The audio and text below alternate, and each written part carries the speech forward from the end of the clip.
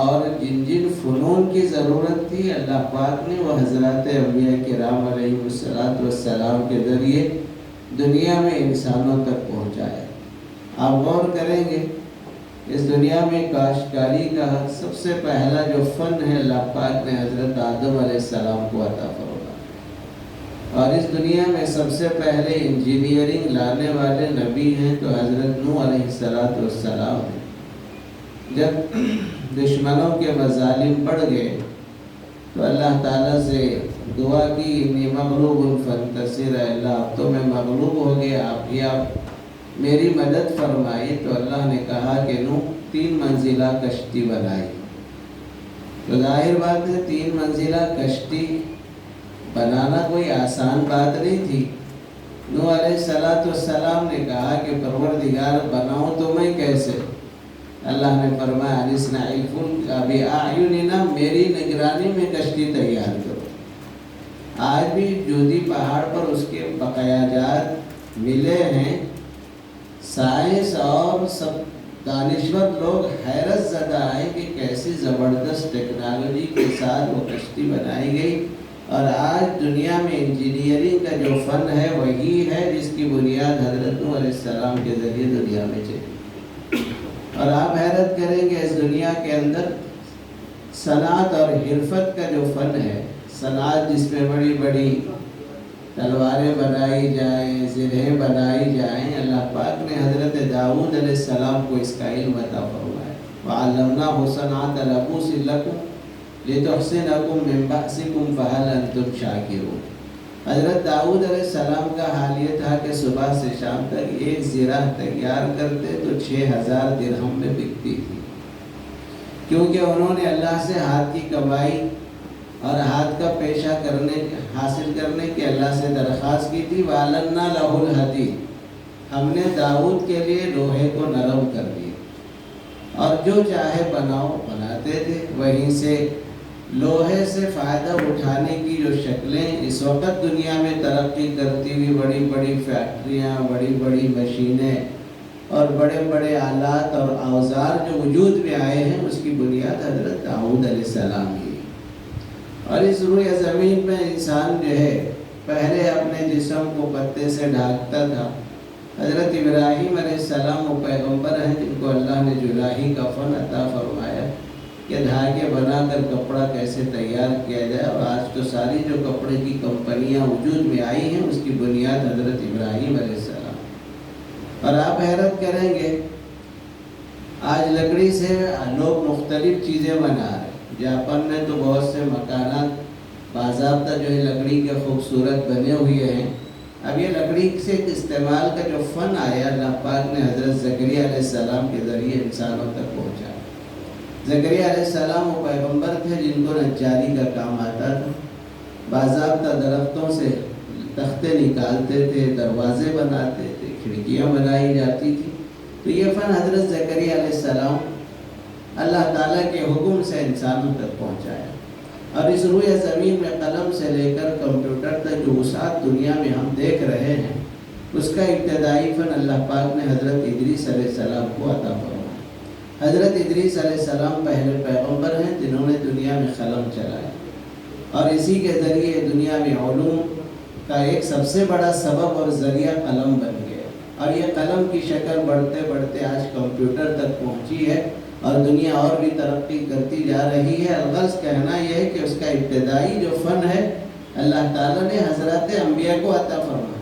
پوری دنیا پر حکومت کرنے کا جو فن ہے، سلیقہ ہے، اللہ تعالیٰ نے حضرت سلیمان علیہ السلام کو عطا فرمایا، اور ایسی شاندار حکومت اور ایسی شاندار سلطنت دنیا میں اول انسان بھی وہی ہے، آخر انسان بھی وہی۔ ایسی شاندار سلطنت حکومت اللہ نے کسی اور کو نہیں دی۔ اس کی وجہ یہی تھی، انہوں نے دعا مانگی تھی، رب هب لی ملکا لا ينبغی لأحد من بعدی، پروردگار ایسی سلطنت دے دینا کہ میرے بعد کسی اور کو حاصل نہ ہو۔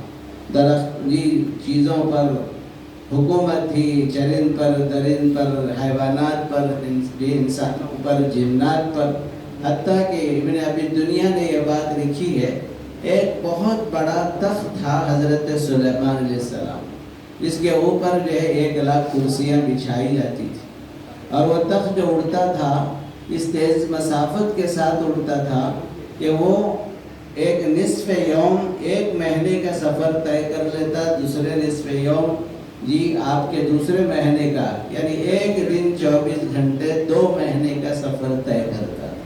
اور حال یہ تھا جب یہ تخت جو ہے اڑتا تھا تو ساری دنیا انگوش بدلتا رہتی تھی، اور ایک اللہ کے نیک بندے کی زبان سے نکلا سبحان اللہ، کیا ہی شاندار حکومت ہے سلیمان کی، تو بس یہ ہوا نے حضرت سلیمان تک وہ الفاظ پہنچا دی، اور انہوں نے باضابطہ اپنے تخت کو اسی اللہ کے بندے کے پاس اتارا جس نے کہا تھا سبحان اللہ، سلیمان کی کیا ہے شاندار حکومت۔ پوچھا کہ اے اللہ کے بندے تیری زبان سے کیا نکلا؟ وہ خوف کھانے لگا، کوئی بات میں نے نہیں کہی، صرف اتنا کہا کہ سبحان اللہ، سلیمان کی کیا حکومت ہے۔ آپ اندازہ لگائیے، ایک ہے باقی رہنے والی چیز اور ایک ہے فانی ہونے والی چیز۔ باقی رہنے والی صرف اللہ کی ذات ہے، آخرت ہے، آخرت کی نعمتیں ہیں، دنیا اور دنیا میں جو کچھ ہے وہ سب فنا ہونے والی ہے۔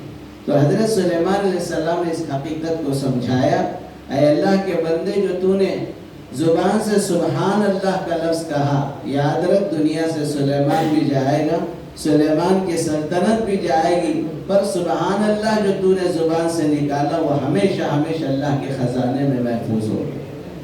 تو بھائیوں کہنا یہ ہے کہ یہ بڑے بڑے جو فنون ہیں وہ سب حضرات انبیاء کرام علیہ السلام کے ذریعے اللہ نے دنیا انسانوں تک جو ہے پہنچایا۔ آپ حیرت کریں گے، علم طبابت کا جو فن ہے وہ بھی اللہ نے حضرت عیسیٰ علیہ السلام کے ذریعے انسانوں تک پہنچایا۔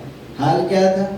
مٹی سے پرندہ بناتے، پھونک مارتے تو پرندہ اڑ جاتا تھا۔ اس میں بعض نے یہ بات بھی لکھی ہے کہ دنیا کی روئے زمین میں ایسے کیمیکل اور ایسے طاقتور جراثیم بھی اللہ نے رکھے ہیں، اگر اس کو صحیح ترتیب دے دے تو پھر کسی مردے میں بھی جان پڑ سکتی ہے۔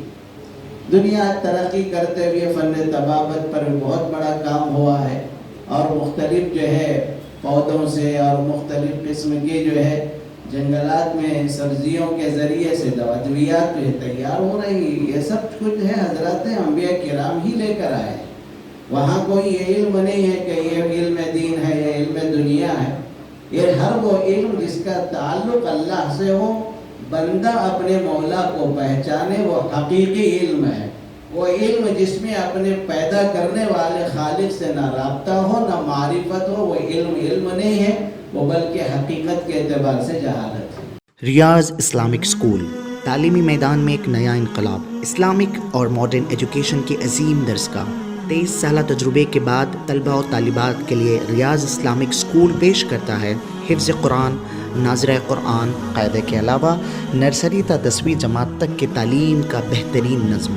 بچوں کے لیے ہاسٹل کی سہولت، مستحق طلباء کے لیے خصوصی رعایت، طلباء و طالبات کے لیے علیحدہ کلاسز کے معقول نظم، خصوصی computer classes, hard where and soft where training, بچوں میں تحریری اور تقریری صلاحیتوں کو اجاگر کرنے کے لیے ہفتہ واری پروگرام، قابل اور مشفق اساتذہ کرام کی نگرانی میں بہترین تعلیم نظم۔ صبح 8 بجے تا شام 4:30 بجے داخلے جاری ہیں، اجلت کیجیے۔ Riaz Islamic school, opposite lane, new SR petrol pump, Vattepally, Hyderabad.